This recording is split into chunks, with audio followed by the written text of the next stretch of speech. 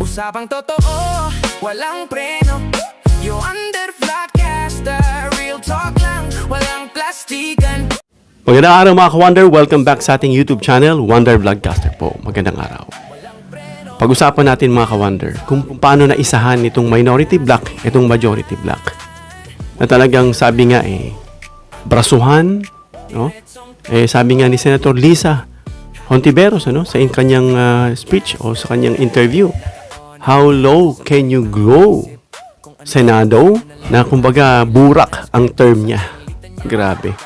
Kumbaga, gaano ba kalalim pa o kababa pa na ginagawa para ibaba ng husto itong Senado? Parang ganun yung kanyang termino. At nakikita rito mga ka-Wonder, talagang itong sinasabing railroading na hindi pa nga nauuwi sa debate talaga. Although wala pang nabuong committee on rules, hindi pa na-satisfy itong minoriya. Pilit nang pinapadivide yung House para amyendahan itong rules at isingit itong Section 31-C. No? At nakikita dyan itong mga dating senador, yung mga naiimbitahan sa mga channels, sa mga programa na hindi nila nagugustuhan itong ginagawa ng mayorya. No? Ang tawag nga ni Senator Drilon is tyranny. Grabe mga ka-Wonder. Alam nyo bang ibig sabihin ng tyranny? Kapag sinaping ganun, sabi rito, it is form of government or rule where absolute power is held by a single individual or small group, typically characterized by cruel, oppressive, and unjust use of authority. Yan ang ginamit ni Senator Drilon dito sa nakikita niyang ginagawa ng majority, na talagang gigil nga ang taong bayan at hindi titigil hanggat hindi napapalitan ang liderato ni Senator Cayetano. At ang napupusuan nga dyan ay itong si Sen Gatchalian. Pero ang tanong, kailan mangyayari yan?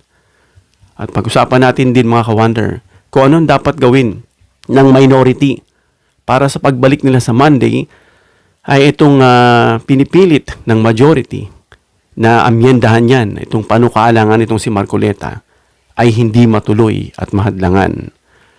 Bago yan mga ka-Wonder, don't forget to subscribe to our YouTube channel, Wonder Vlogcaster. Libre po ang pag-subscribe, 100%.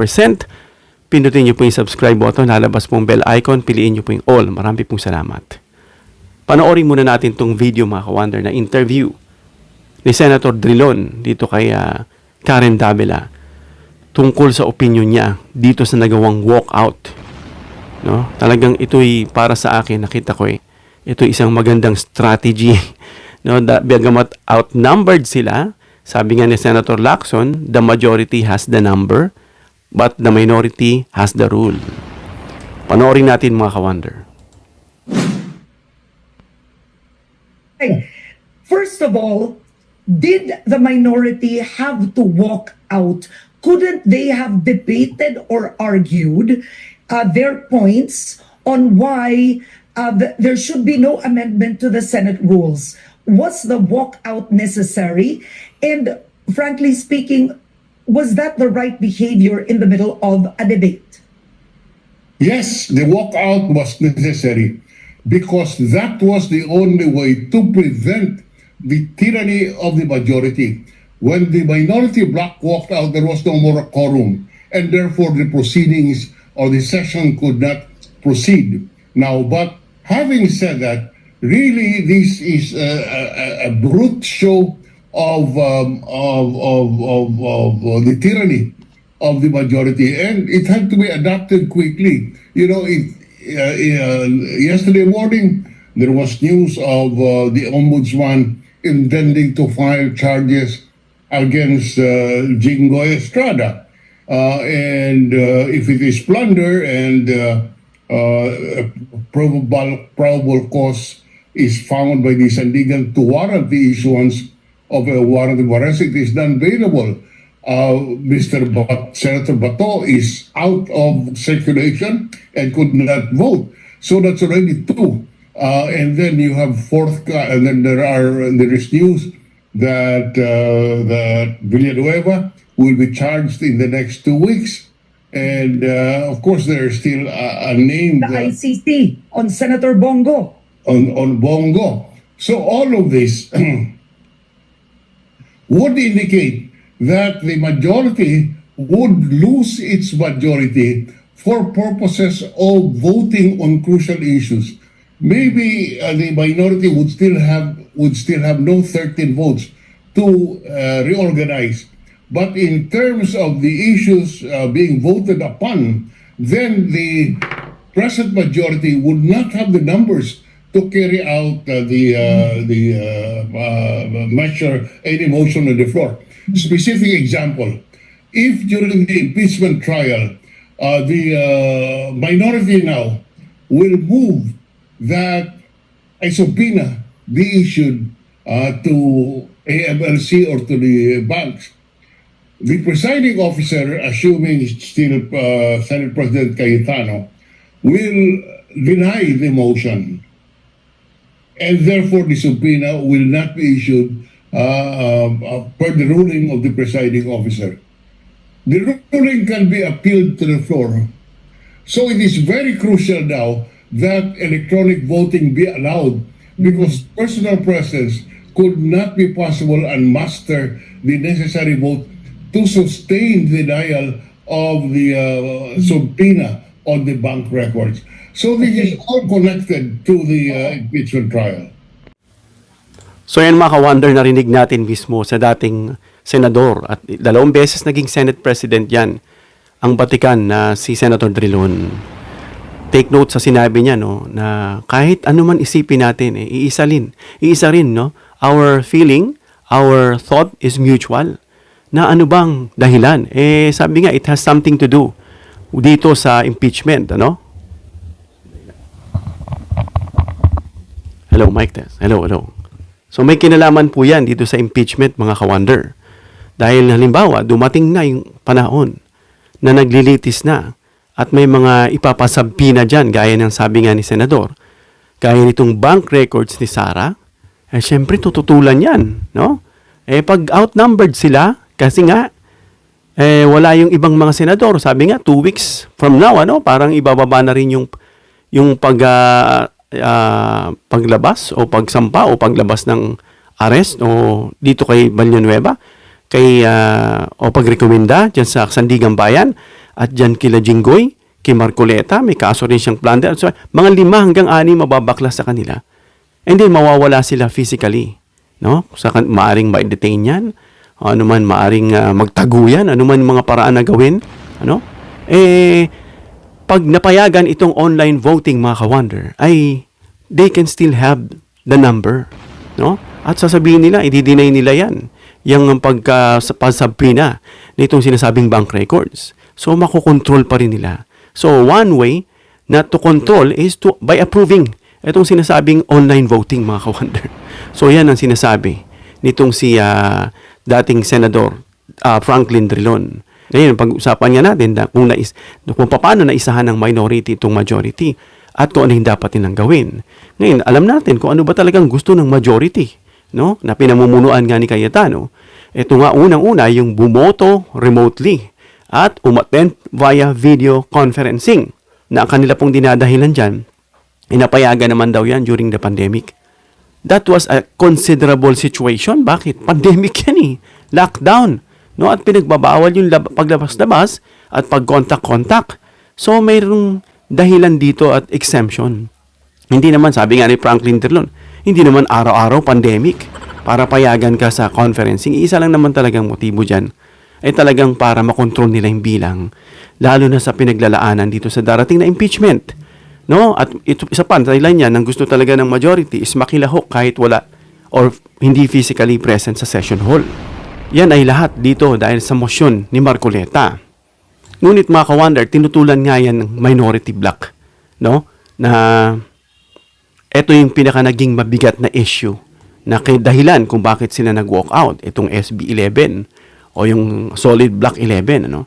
Na nakikita nila na hindi lang modernization ang tinitignan dito. O modern na ngayon, meron na tayong online technology. We have the leverage to save time, ganito ko. Ano man maging dahilan dyan, hindi yan about modernization ang tinitingnan dito. Ang tingin nila dito mga ka-wonder ay posibleng ginagamit lang ito para mapanatili ang voting strength. Gaya ng sinabi natin, ng majority kahit wala sila physically. Itong iba. No? Ano pa, maprotektahan ang ilang senador na maaring maharap sa legal issues. Gaya na nabanggit natin. 5 hanggang 6 sa kanila. Lalo na pag nakarating na yan. Alam naman natin pag nakarating na sa Sandigan Bayan, yung criminal court kung tawagin nila. Talagang siguraduhan na yan. Kaya tiyak mababaklasan sila dyan mga ka-wonder. At siguraduhin may sapat na boto ang majority sa mga darating na critical votes. Take note critical votes na talagang kailangan sila. Or else, yung kanila pong pagpumilit na inagaw yung majority diyang kila Soto, mawawalang saysay. No? Gaya nga ng numero 1, itong impeachment na darating. Diba? Pangalawa, leadership fights. And then yung committee actions. Dapat mapanatili sa kanila yan para yung mga tatlong nabanggit ay mapanatili sa ilalim ng kontrol. No, ayan yung dahilan mga ka-wonder na sinabi nga ni Erwin Tulfo. Bakit nagmamadali? Diba? Bakit nagmamadali? So alam natin na nalangpasan o nautakan din ng majority itong minority. No? Pagdating sa parliamentary battle. Na dahil bakit ginamit ng majority ang committee report. Ang nangyari kasi mga ka-wonder ay ipinasa muna yung Rules Committee. And then pagkatapos ibinalik sa plenaryo and then tsaka minub ng majority na i-vote agad. Ito yung sinasabi doon na hindi pa nga nasasatisfy sa debate. Tila gusto na ni Cayetano na i-divide yung House at amyendahan yung rules at isingit itong Section 41-C. No? Kaya ibig sabihin yan mga ka-wonder, ito yung strategy ng majority na sinasabing procedural acceleration. Pag narinig nyo yung acceleration, ibig sabihin pamadaliin, pabilisin. Parang they are buying time. Kasi malapit na nga mga ka-wonder. No? So parang mga ka-wonder na nadaan na sa committee, pwede na nating botohan pag ganun ang ibig sabihin. Botohan na. Sabi nga, kailangan pagdebatihan muna Kailangan masatisfy nyo yung minority. Diba? Bago yan mapasa. Sabi nga ni Karen, nag-walk out. Was it necessary? Sabi ni Drilon, yes. Because that is the only way. No? Parang pigilan itong tyranny ng majority, mga ka-wonder. No? Ibig sabihin, mga ka-wonder, ang minority gusto muna ng mas mahabang debate. No? Kaya pinunto ni Senator Risa at ni Lacson, sino pa? Yung isa. Si Zubiri, no? Na mali raw ang proseso. Kumbaga, hindi sila sumusunod sa procedure o sa rules ng Senado, parang gano'n ang sinasabi nitong minority, no, na hindi sapat ang debate, na minamadali ang pagbabago ng rules. No? Ayon kay Hontiveros nga sabi, mali ang rules, mali ang proseso. Sabi niya nga how low can you go? No, talaga ang term is burak. Ibig sabihin niya parang ano pa bang gagawin niyo para may baba na umabot sa sukdulang burak ang Senado. Grabe mga ka-wonder. Kaya nag-walk out sila, no? Ang walk out na itong mga ka-wonder, sabi nga nitong mga didilis, ay iyakin daw itong mga minority.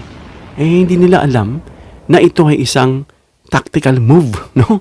Ang layunin, nag-usap nga, sabi ni Sen. Lacson, na ganitong gagawin, no? Dahil nga outnumbered sila, but they have the rules. Diba? So sa Senado, kailangan may sapat ka na bilang para magpapatuloy yung sesyon na inapila nga ni Marcoleta na kanina may quorum tayo, lulusot pa, no? Kaya sabi ni Attorney Drilon, minsan niyayabang nila kayo kasi hindi kayo abogado, gaganyan nila ng ibang miyembro. Excuse me po, no? Hindi lahat. No? Alam natin, may iba dyan, abogado, pero ang tawag nga ng taong bayan, mga comment, abogago, di ba? Doon lang sa isinasabi.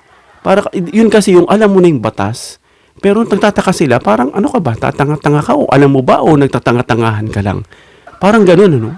No? So, doon pumapasok na hindi mo pwedeng sabihin yan. At sabi nga ni Senator Erwin, point of order, bakit mo gagamitin yan? Di dapat pala, lahat pala ng senador, dapat may background na abogado bago ka tumakbong senador.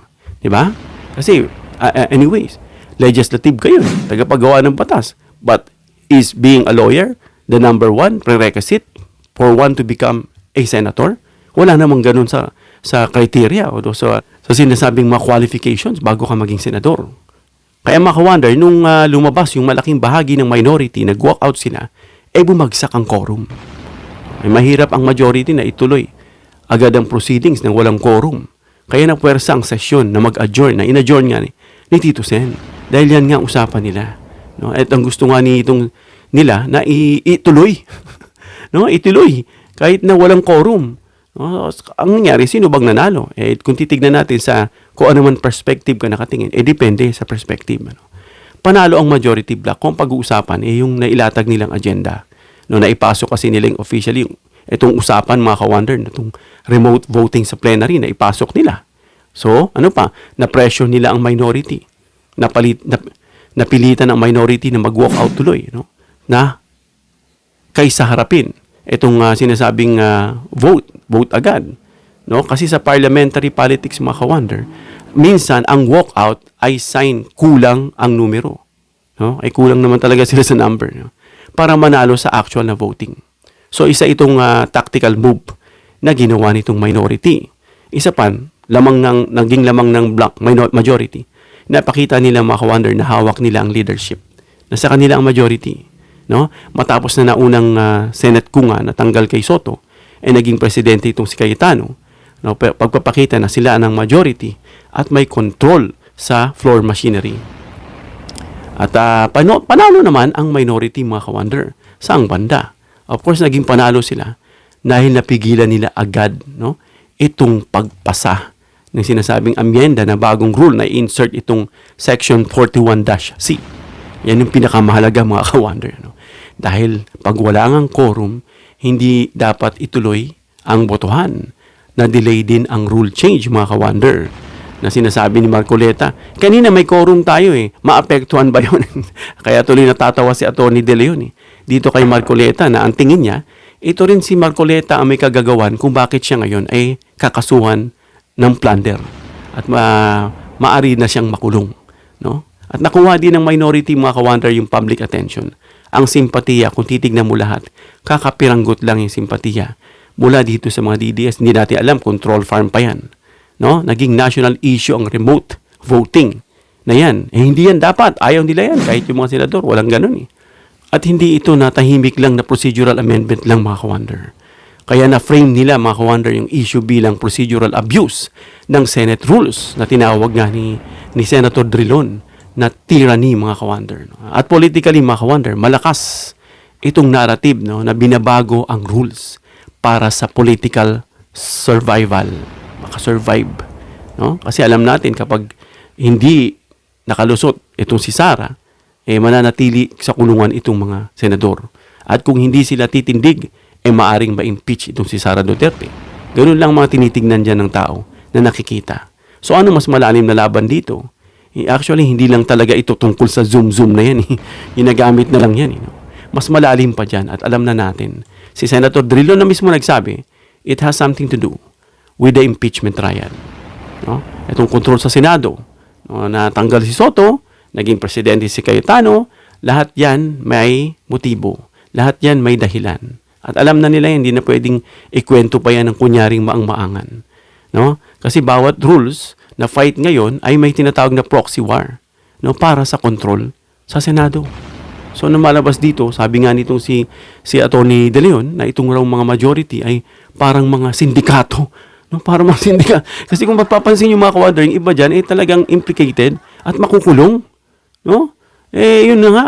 Parang may proxy war. Sino pinaproxy nila? Alam nyo na kung sino. At marami nga naniniwala na konektado nga ito dyan sa impeachment. No? Paparating na posibleng impeachment trial ni Sara. At itong sinasabing positioning ng blocks. Kailangan they have to be positioned on the majority side para meron silang control pagdating sa botohan at lalo na pag mabaklasan, ipasa ang e-voting. Yun yung mga nakikita ron, mga ka-wonder. No? So, bilang para dito sa sinasabing bilang ng Senado. Kasi mga ka-wonder, ang attendance sa Senado, hindi talaga pinapayagan yung online na yan. Si Senator De Lima nga ni minsan hindi pinayagan yan Although hindi naman siya akusado pa, na-detain lang siya. For 6 years and after 6 years, na-acquit siya lahat. Di ba? Dinanas niya. No, ni minsan hindi na pagbigyan yan. Diyan sa sinasabing remote meeting. No, yung mga tele or video conference. Na ibig sabihin yung attendance, mga ka-wonder, kung remote ang attendance ay magiging normal, mababago ang traditional parliamentary practice, mga ka-wonder. Sabi nga ni Drilon, biruin mo, lahat absent, ginawa ng dahilan. Nandito, pumunta lang sa party, laptop, sandali lang, may maraming mga alibay. So wala na yung traditional na parliamentary proceedings o practice. No? Pwedeng gamitin ito, mga ka-wonder, sa mga future political issues o mga sinasabing political crisis. Ano pa, posibleng ma-question, mga ka-wonder, ito pagdating dyan sa Supreme Court na isang pag-aabuso. Kaya yung mistake dyan nitong majority when it comes to tactical, masyadong minadali. Nagmukhang may hidden agenda, mga ka-wonder. No, ano naman yung mistake nitong minority? Nag-walk out, look like an avoidance. But wait, it's not a mistake. It's a tactical move. And it's not, for me, a mistake. Kasi sabi ng iba, why did they walk out? Was it necessary? Sabi ni Akarin Davila. Yes, sabi ni Drilon. Hindi nila alam na ito ay isang tactical move. Kasi pag walang quorum, walang botohan. Adjourned ang sunod. Kaya in-adjourned ni Tito Sen na kapag bumalik ang quorum later, maaring maipasa eventually. Yan ang sinasabi sa Lunes na pagbalik nila, magkakaroon dyan ng botohan. Paano yan? Matutuloy. So kung tatanungin natin, mga ka-wonder, although wala pa naman committee on rules na nabuo, sa Monday babalik sila. Magkakaroon ba ng botohan? Meron ba? Wala. Ang sagot ay yes. Theoretically, pwedeng magkaroon ng voting to amend itong pagbabago nga ng ruling dyan na hindi sang-ayon ng minority. Provided na may quorum, papasok nga sila Hindi nila gustong dahilan yan. At ma-follow ang parliamentary procedure. Pero dito, mga ka-wonder, nagkikita yung pagiging komplikado ng sitwasyon. Dahil dito nga sa sinasabing the Committee on Rules isn't constituted yet. Dahil yan mismo ang pinakamalaking procedural and vulnerabilities ngayon. So, paano ang dapat gawin? So, normally, mga ka-wonder, paano ba i-amend ang Senate rules? Parliamentary practice dyan sa Senado, may proposal amendment, dadaan sa Committee on Rules, magkaroon ng plenary debate, tsaka boboto ang Senado. Hindi ganun kabilis sa kagaya nila, akala nila, tapos agad. Kailangan mo na magdebate sa plenaryo. At pag hindi nagkasundo, kahit magkadebate, mauwi pa rin sa botohan. Yan ang kinababahala dyan. Kaya babalik tayo doon sa majority vote ng senators, yung sinasabing quorum. Present ang kailangan. So basta may quorum. I'm not sure kung ilan yung quorum nila dyan. 50 plus 1, ilan ba dyan ang quorum nila? 2/3 ba ang kailangan? So, kung hindi naman constituted itong sinasabing committee rules, bakit issue yan? Ito kasing argumento dyan ng minority, mga ka-wonder. Na kapag walang properly constituted committee on rules, maaring questionin itong authority ng committee report na sinasabi ngang na maaring sabihin, mga ka-wonder, na walang valid committee ang nag-endorse nito. So, yun yung pwede nila mga i-argue dyan. Kaya ang minority, mga ka-wonder, maaring gumamit ng mga points. Point of order, sabihin nila. Ganito, ganyan. Wala naman yan dun sa, wala naman talagang nag-endorse nito. Okay. Maaring sabihin, parliamentary inquiries. Papasok yan para dinggin. And then, yung sinasabing motion questions, jurisdiction, or procedure. Yan yung mga pwedeng gamitin nitong minorya. Na alam naman ng mga abogado yan, lalo na yung matagal na, kung anong magiging dapat procedure dyan. Pero pwede rin bang iakyat sa plenaryo, mga ka-wonder? Itong plenaryo yung kabuuan na ng itong 24. Ang sagot dyan is yes, no? Yan if the presiding officer in the majority interpret the rules broadly. Yung talagang malawakan at wala nang debating malabo, no? Kumbaga, wala ka na. Stalemate, kumbaga. Even checkmate, no? So, ang posibleng argument ng majority dyan, the plenary is supreme. Sasabihin nila dyan. No, kahit na may procedural defects pa dyan, kung may majority sa floor, no, maaari nilang isuspend yung rules. No? I-adapt yung motions directly at i-overrule yung mga objections nitong minority. No, itong dahilan kung bakit napakahalaga ng numero dyan sa Senado. At kung umattend nga itong minority sa Monday, mga ka-wonder, at tumutol sila, no, ayaw nila yan, anong mangyayari? Ito yung mga posibleng flow, mga ka-wonder. Unang senaryo, ay magkakaroon ng itong majority forces a vote. Pipilit nila na may botohan. Mangyayari dyan, mga ka-wonder, may quorum. Dapat may quorum May sapat na majority votes at yung i-rule ito ng presiding officers na valid ang proceedings. And then, matapos ang debate, No? Kahit ano man mga ginging outcome dyan, mauwi sa botohan yan eh. And then magmo-motion. Close the period of debate, sasabihin niya ng presider. And then pagkatapos, proceed to voting na. Ito na. And then kapag matalo ang minority sa vote, ma-approve at ma-amend itong rule. Therefore, ma-approbahan itong online, itong video conferencing, na kahit hindi physically present ang isang senador, pwede siya makaboto, lalo na sa mga critical issues, gaya ng impeachment. Kaya ba, ngayon ang tanong, kaya bang pigilan ng minority ang boto? Anong sagot nyo? Ang sagot dyan mga ka-wonder is oo, pero limitado. Maari silang mag-interpolate mga ka-wonder ng mahaba, di ba? Mag-raise ng constitutional questions. Ano pa? Mag-challenge ng quorum. Isa yan. Yan yung pinakamaganda dyan. Mag-appeal sa ruling of the chair and then mag-walk out ulit. Di ba? Maganda yan. Mag-walk out ulit. Bakit? Hindi kami agree dyan eh. Bakit ginagamit nyo lang yung number nyo eh? You have the number, sabi nga ni Van Lacson, but we have the rules. Ang rule namin, ayaw namin yan. And then, pipilit nyo, walk out tayo. Pero mga ka-wonder, kung buo itong numero ng majority at disciplined ang block, eventually pwedeng ma-cut off ang debate. No? Maka-cut off yung debate. Alam naman nila yung kalakaran dyan. At ipipilit nga nila yan sa botohan. No? Kaya importante dito mga ka-wonder. No? Ito ang pinaka-critical parliamentary weapon ng majority, yan sinasabi natin, na motion to close the debate. At gagamitan nga yan ng mga support, no? Matapos ang discussion, force na ang botohan. Sasabihin nila, ito yung marahil kinakatakutan ng minority at hindi rin natin gusto, no, na sila ay mag-walk out gaya ng dati.